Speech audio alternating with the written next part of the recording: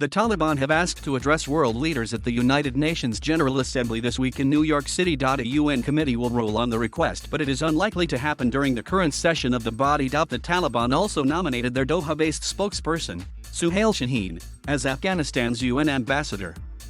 The group, which seized control of Afghanistan last month, said the envoy for the ousted government no longer represented the country. The request to participate in the high-level debate is being considered by a credentials committee, whose 9 members include the US, China, and Russia, according to a UN spokesperson. But they are unlikely to meet before the end of the General Assembly session next Monday. Until then, under UN rules, Ghulam Isaaqzai will remain Afghanistan's ambassador to the global body. He is expected to make a speech on the final day. However, the Taliban said his mission no longer represents Afghanistan.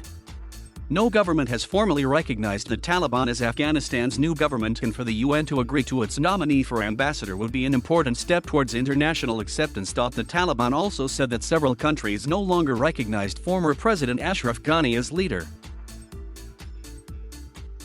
Mr. Ghani abruptly left Afghanistan as Taliban militants advanced on the capital, Kabul, on the 15th of August.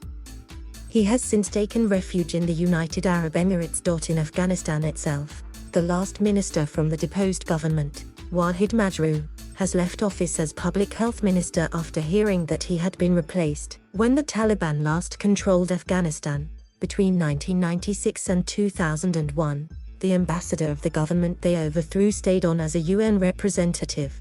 After the Credentials Committee deferred its decision on competing claims for the position. At the UN meeting on Tuesday, Qatar urged world leaders to stay engaged with the Taliban. Boycotting them would only lead to polarization and reactions, whereas dialogue could be fruitful, said Qatar's ruler, Sheikh Tamim bin Hamad Al Thani. Qatar has become a key broker in Afghanistan. It hosted talks between the Taliban and US which culminated in a 2020 agreement to withdraw US-led NATO forces.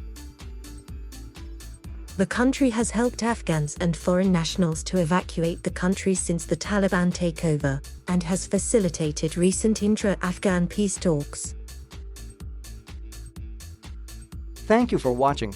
Please subscribe.